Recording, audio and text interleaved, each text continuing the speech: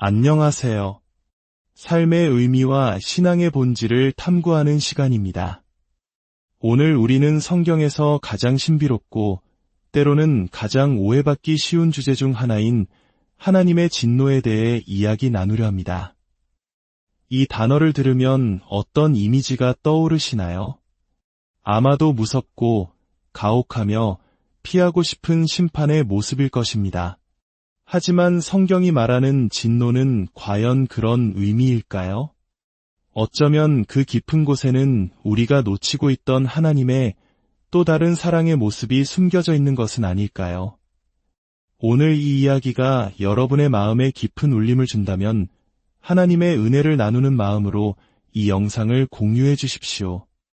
여러분의 좋아요와 구독은 저희가 이 지혜의 여정을 계속하는 데 큰 힘이 됩니다.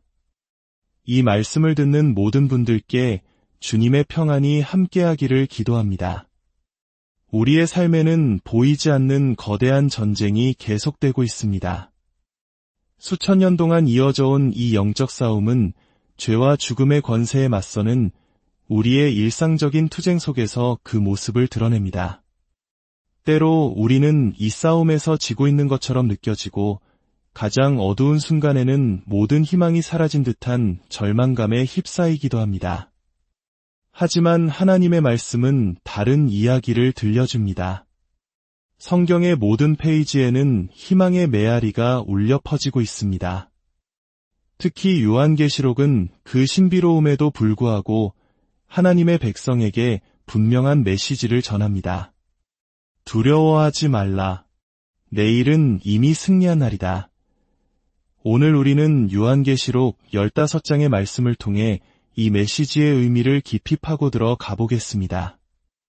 또 하늘에 크고 이상한 다른 이적을 보매 7 천사가 7 재앙을 가졌으니 곧 마지막 재앙이라 하나님의 진노가 이것으로 마치리로다. 또 내가 보니 불이 섞인 유리 바다 같은 것이 있고 짐승과 그의 우상과 그의 이름의 수를 이기고 벗어난 자들이 유리 바다 가에 서서 하나님의 검은고를 가지고 하나님의 종모새의 노래, 어린 양의 노래를 불러 이르되 주 하나님 곧 전능하신 이시여 하시는 일이 크고 놀라우시도다. 만국의 왕이시여 주의 길이 의롭고 참되시도다. 주여 누가 주의 이름을 두려워하지 아니하며 영화롭게 하지 아니하오리이까 오직 주만 거룩하시니이다. 주의 의로우신 일이 나타났음에 만국이 와서 주께 경배하리이다 하더라. 또 이 일 후에 내가 보니 하늘에 증거장막의 성전이 열리며 7 재앙을 가진 7 천사가 성전으로부터 나와 맑고 빛난 세마포 옷을 입고 가슴에 금띠를 띠고 네 생물 중에 하나가 영원토록 살아계신 하나님의 진노를 가득히 담은 금 대접 7을 그 7 천사들에게 주니 하나님의 영광과 능력으로 말미암아 성전의 연기가 가득 참에 7 천사의 7 재앙이 마치기까지는 성전에 능히 들어갈 자가 없더라. 이는 주님의 말씀입니다. 하나님께 감사드립니다. 제가 신앙을 갖기 전 누군가 제게 예수님에 대해 이야기하려 하면 저는 늘 2가지 단골 질문을 던졌습니다. 하나는 악과 고통의 문제였습니다. 하나님이 정말 사랑의 신이라면 왜 이 세상은 이렇게 고통과 부조리로 가득한가요? 이 질문에 상대방이 당황하지 않고 잘 대답하면 저는 곧바로 2번째 카드를 꺼내 들었습니다. 바로 하나님의 진노와 지옥입니다. 정말 단 한 번의 사소한 거짓말만으로도 영원한 벌을 받아야 한다는 게 말이 됩니까? 이 질문은 많은 사람들을 불편하게 만듭니다. 사실 오늘 우리가 읽은 요한계시록의 이 부분들은 우리가 폭력과 피해 무감각해지지 않았다면 읽기조차 힘들었을 끔찍한 묘사로 가득 차 있습니다. 너무나 끔찍하고 잔인해서 고개를 돌리고 싶을 정도입니다. 성경에 굳이 이렇게까지 끔찍한 내용이 있어야 할까 하는 의문이 들기도 합니다. 하지만 제가 그리스도인이 된 후 성령께서 제 안에 오셔서 조명이라는 선물을 주셨을 때 저는 하나님의 진노를 다른 시각으로 볼 수 있게 되었습니다. 영원한 형벌의 의미를 다르게 이해하게 된 것입니다. 이것은 신앙인에게만 주어지는 선물이며 믿음이 없다면 볼 수 없는 진리입니다. 오늘 우리가 하나님의 진노라는 주제를 정면으로 마주해야 하는 이유가 여기에 있습니다. 이 무서운 심판의 메시지 속에서 믿는 자들은 오히려 하나님의 자비가 매일 아침 얼마나 새로운지를 깨닫고 기뻐하게 될 것이기 때문입니다. 그리고 아직 믿음 밖에 있는 분들에게는 우리가 이야기할 이 진노 아래에서 벗어나라는 간절한 초청의 메시지가 될 것입니다. 요한계시록을 제대로 이해하려면 몇 가지 중요한 원칙을 기억해야 합니다. 첫째, 요한계시록은 시간 순서대로 기록된 책이 아닙니다. 이야기는 과거와 현재, 미래를 자유롭게 오갑니다. 예를 들어 요한계시록 12장은 이 책이 쓰이기 약 90년 전인 예수님의 탄생, 즉 크리스마스 아침의 이야기로 돌아갑니다. 따라서 연대기적으로 읽으려는 시도는 혼란만 가중시킬 뿐입니다. 둘째, 요한계시록의 이미지는 우리를 어떤 진실로 이끌기 위한 강력한 장치입니다. 단순히 사탄이라고 말하는 것보다 우리를 삼키려는 흉포한 붉은 용이라고 묘사할 때 우리는 그 실체를 지식적으로 아는 것을 넘어 감정적으로 온 존재로 느끼게 됩니다. 천사들이 진노가 가득 담긴 금 대접을 쏟아붓는 이미지는 실제로 그런 장면이 있다는 뜻이 아니라 하나님의 거룩한 심판이 얼마나 무섭고 완전한지를 우리 마음에 새기기 위함입니다.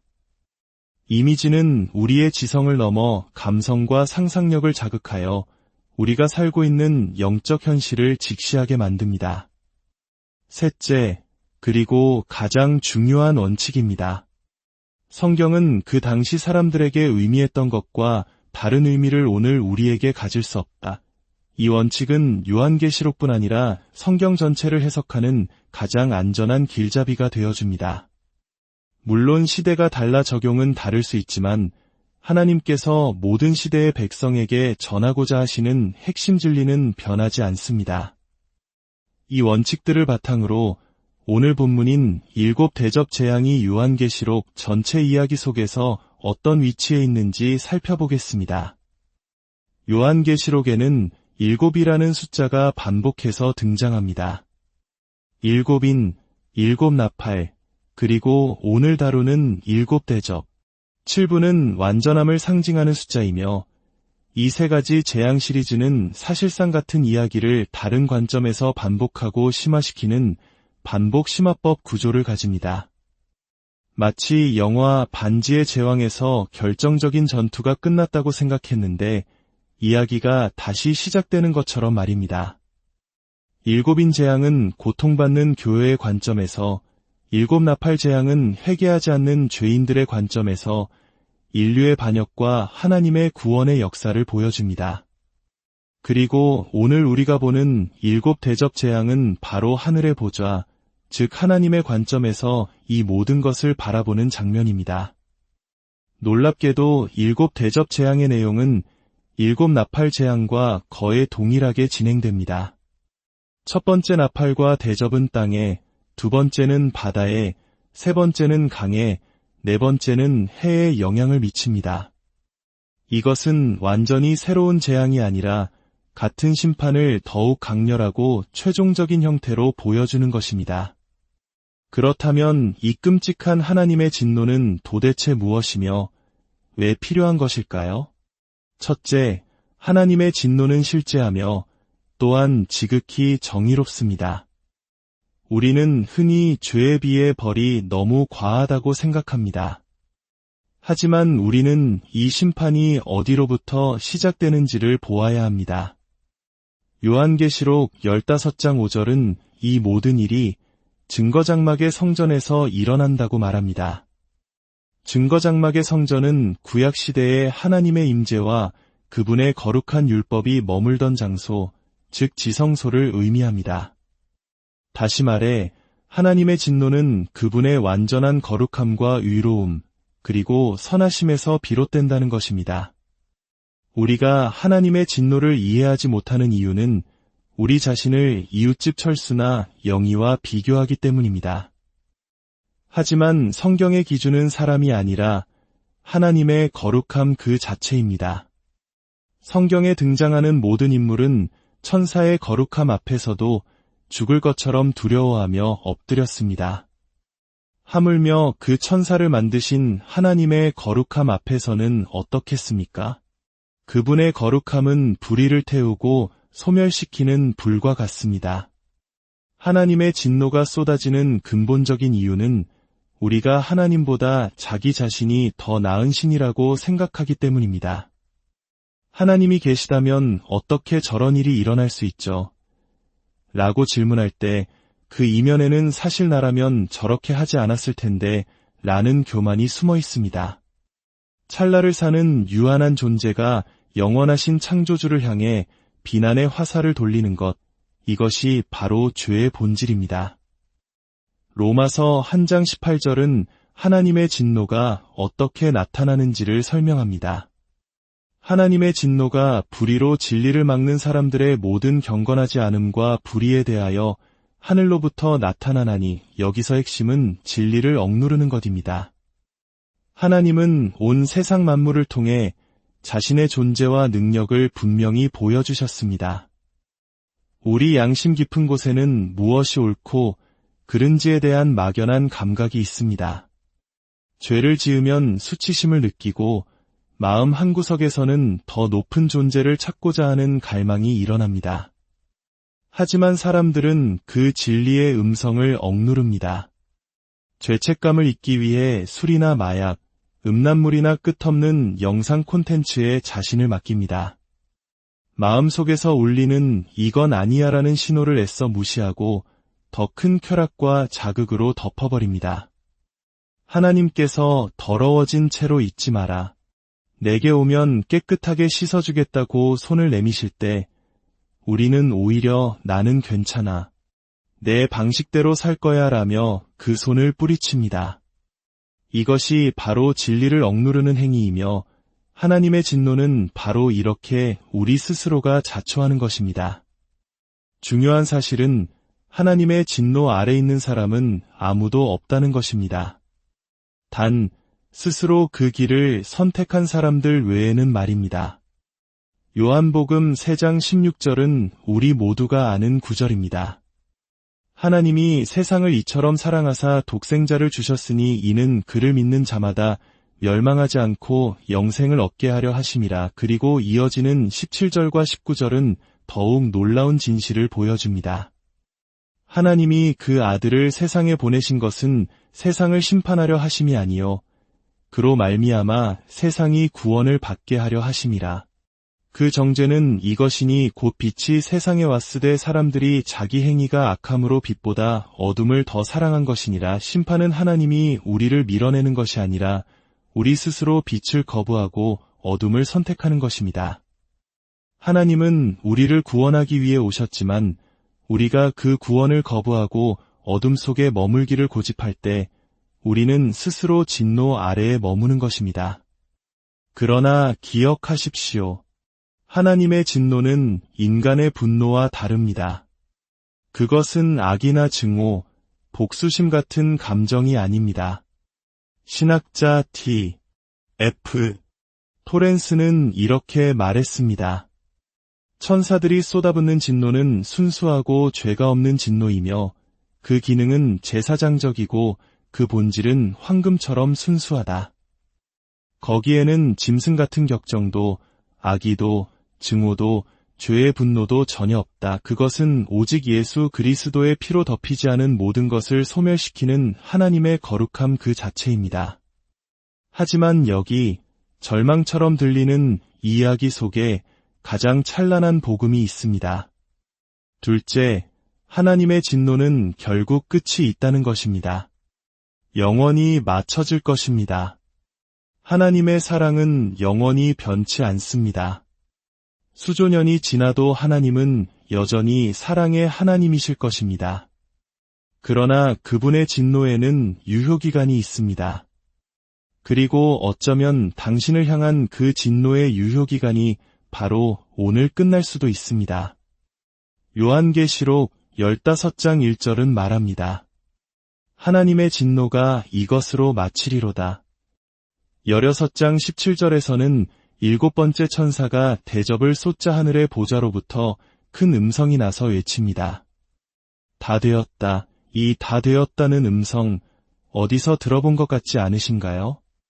요한복음 19장 30절, 예수님께서 십자가 위에서 숨을 거두시기 직전 마지막으로 하신 말씀입니다. 다 이루었다. 요한은 의도적으로 이 두 장면을 연결하고 있습니다. 십자가 위에서 예수님께서 외치신 그 한마디가 바로 하나님의 모든 진노가 끝났음을 선포하는 승리의 외침이었던 것입니다. 예수 그리스도께서 십자가에서 우리의 모든 죄와 반역, 진리를 억누르던 모든 어리석음을 대신하여 하나님의 진노의 잔을 남김없이 다 마셨습니다. 그로 인해 그분을 믿는 모든 자에게는 진노가 영원히 끝났습니다. 이제 이 메시지는 오늘을 살아가는 우리에게 두 가지 적용점을 제시합니다. 먼저, 믿음의 길을 걷고 있는 성도 여러분께 말씀드립니다. 혹시 여전히 하나님의 진노 아래 있는 것처럼 살고 있지는 않으신가요? 죄책감과 실패감에 짓눌려 하나님 앞에 나아가는 것을 두려워하고 있지는 않으신가요? 성경은 분명히 말합니다. 당신이 아침에 눈을 떴을 때 당신을 기다리는 것은 진노가 아니라 새로운 자비입니다. 내일 아침에도 그 다음날 아침에도 새로운 자비가 당신을 위해 준비되어 있습니다. 당신을 향한 하나님의 깃발에는 진노가 아니라 긍휼이라고 쓰여 있습니다. 하나님은 당신을 기뻐하시고 사랑하십니다. 당신이 겪는 삶의 어려움이 결코 하나님의 진노가 아님을 믿으십시오. 그것은 사랑하는 자녀를 바른 길로 이끄시는 아버지의 징계일 수는 있어도 버리기 위한 심판은 결코 아닙니다. 이 진리 안에서 자유를 누리십시오. 기도와 말씀의 자리로 담대히 나아가십시오. 그리고 아직 진리를 찾고 계신 분들, 마음속에서 울리는 하나님의 부르심을 애써 외면하고 억눌러 오신 분들께 말씀드립니다. 당신은 지금 당신을 구원하려는 분과 싸우고 있습니다. 당신을 가장 깊은 절망에서 건져내려는 분과 전쟁을 벌이고 있는 것입니다. 오늘 당신을 향한 초청은 이것입니다. 이제 그만 멈추십시오. 더 이상 억누르지 마십시오. 더 이상 아니오라고 말하지 마십시오. 그저 두 손을 들고 항복하십시오. 이 길이 어디로 이끌지, 앞으로 어떻게 될지 다 알지 못해도 괜찮습니다. 그저 하나님, 더 이상 도망치지 않겠습니다. 제 삶을 드립니다. 라고 고백하십시오. 이제 잠시 눈을 감고 기도하는 시간을 갖겠습니다. 먼저 믿음의 형제자매 여러분, 혹시 하나님의 자비가 아닌 진노의 그늘 아래 살고 있었다면 주님 앞에 솔직하게 고백하십시오. 주님, 제가 주님의 자녀임에도 불구하고 주님의 사랑과 용서를 온전히 믿지 못하고 두려움 속에 살았음을 고백합니다. 이제는 주님의 긍휼 안에서 참된 자유와 기쁨을 누리며 살기 원합니다. 그리고 오늘 처음으로 하나님의 부르심에 응답하기 원하시는 분들, 마음속으로 이렇게 기도하십시오. 하나님, 이제야 당신이 저를 부르고 계셨음을 깨달았습니다. 저는 그동안 진리를 억누르고 제 마음대로 살며 당신에게서 도망쳤습니다. 저의 죄를 용서하여 주십시오. 이제 제 삶의 주인이 되어 주십시오. 어둠이 아닌 빛 가운데로 저를 인도하여 주옵소서. 아버지 하나님, 오늘 우리에게 주신 말씀을 감사합니다. 십자가 위에서 다 이루었다고 외치신 예수 그리스도의 사랑으로 인해 우리를 향한 모든 진노가 그치고 영원한 자비의 문이 열렸음을 믿습니다. 믿는 자들에게는 이 진리 안에서 살아갈 용기를 주시고 어떤 상황 속에서도 우리를 향한 주님의 사랑이 변치 않음을 확신하게 하옵소서. 또한 오늘 처음으로 주님께 마음의 문을 연 영혼들이 있다면 그들의 결단을 축복하여 주시고 이제부터 주님과 함께 걷는 새로운 삶의 여정을 친히 인도하여 주옵소서. 우리를 사랑하시되 끝까지 사랑하시는 우리 주 예수 그리스도의 이름으로 기도드립니다.